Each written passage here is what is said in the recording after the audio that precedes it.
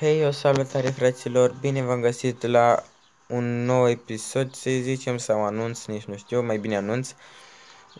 Astăzi vreau să vă anunț că mi-am făcut un nou club de Brawl Stars, Andrei Family se numește. Și dacă jucați Brawl Stars și n-aveți club și vreți să intrați, puteți să intrați în clubul meu. O să vă las club tag-ul ori în descriere pe ecran. Și da, dacă vă interesează contul meu, ăsta este. Dar și așa nu contează, că eu mă joc cu oricine. Limita este de 5.000 de trofee. Așa că măcar trebuie să aveți 5.000 de trofee. Și da, nu știu ce să zic. Cam atâta. A, da, și aveți senior free. Asta nu pot să zic.